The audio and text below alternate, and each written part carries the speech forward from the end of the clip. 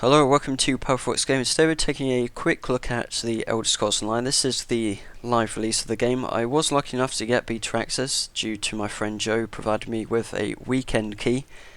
And to be honest, my views of the game have changed significantly, and that's in a good way actually, because during the beta I actually found the gameplay a little boring, and I can't actually pinpoint why that was, because I can't actually give specific reasons for why I actually enjoy it more now than I did originally, so I'm not quite sure why I find it better, but it is, and I must say it is a very good game. There have been quite a few negative things I have seen about it. In fact, there's still quite a lot of stuff going around on the internet where people are like commenting on articles about ESO, about joking about free to play, but to be honest, it is actually a good game. It has had quite a few like weird hiccups. I mean, like if you go to the Reddit page for Elder Scrolls Online, there are quite a few weird little like things you read about where customer support hasn't been that great. And to be fair, I mean, I don't know if this is going to change with customer service. I'm not really particularly sure why I'm talking about customer service when really we should be talking about the game. But anyway, talking about customer service, basically there's like been a few issues where people have been like banned but not actually for a genuine reason, and there's been like a few issues with billing, payment and stuff. But anyway, I'm not sure if that's going to change. I hope it does, because I know for a fact like Blizzard support is very, very good.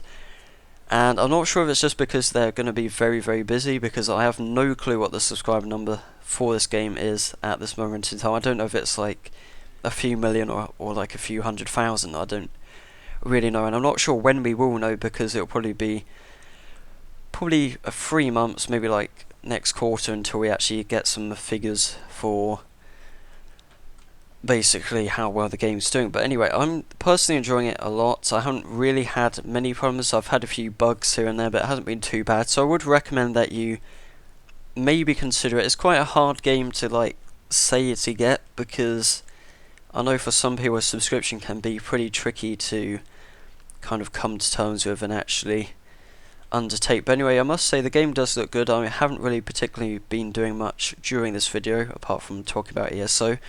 I haven't actually been showing you combat and the likes of that, but you can see it's a pretty game. This is on max settings as well. It looks quite nice. I mean, it's maybe a bit lower than Skyrim, which probably makes sense, because if it was the same quality as Skyrim, there'd probably be a few problems. The weird thing is though, it's like with quite a few MMOs, like FPS can be a bit like weird. I mean, it's like now I'm getting like a steady 60 FPS, but sometimes you can randomly get drops down. Like Cyrodiil especially can be quite interesting. Like out in the open it's fine, but especially when you like go into one of the sieges, you've got hundreds of people all like attacking each other, spells blasting everywhere, there's like people charging into the enemy. It can get a bit laggy. I mean, it's still not bad. I haven't noticed like terribly bad lag, but I noticed like in big sieges, like often I won't actually have a steady 60 FPS. This is a bit of a shame, because I think realistically, I think FPS wise it probably does actually have a couple of issues, possibly. I don't really know, because I can't really say completely, because Elder Scrolls Online has yet to utilise SLI. Basically, where people have like more than one graphics card, it can basically only utilises one, so that's probably explains like a bit of the issue I have. So hopefully they'll patch that soon, and I'll be able to utilise both of them, and it should run a bit smoother. But anyway, I would like to show you the combat if I can actually find something to kill around here.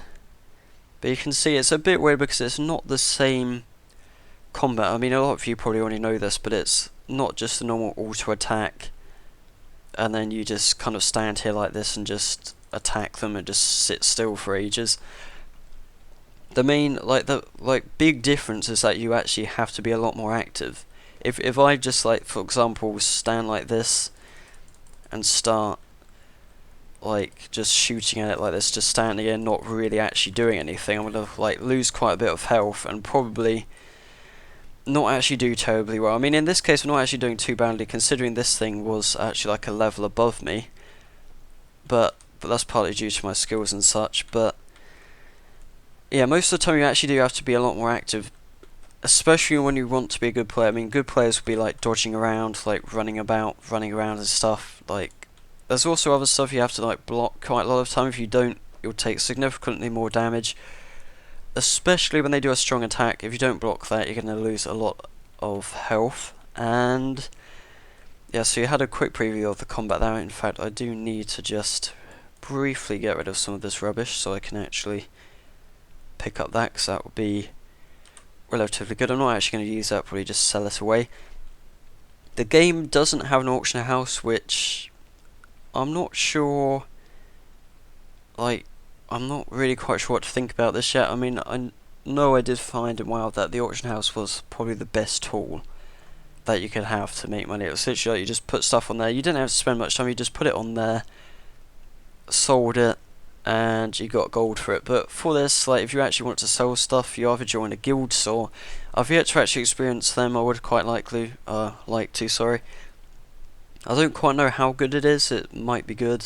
Apparently it doesn't actually have a search feature, so it's a bit lacking. But anyway, without an auction house, basically, like, otherwise you have to like spam the zone chat and ask to sell it, which is okay, of course, but it wastes quite a lot of time when you would rather possibly be leveling, questing, PvPing.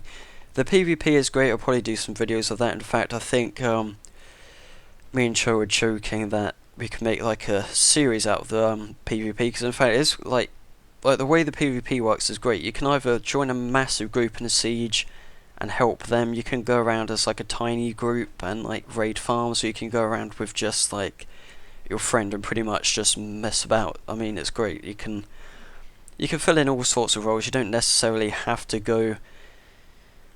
You don't all have the same objective, essentially. I mean, I know in WoW, like, most of the battlegrounds, you've got one objective. You've got to capture the bases, get points, whatever. You've got to capture the flag. Whereas in this, it's completely different. You've got many, many different objectives. Like, a small group may go and take a farm. Another group, a large group, may try and take an Elder Scroll.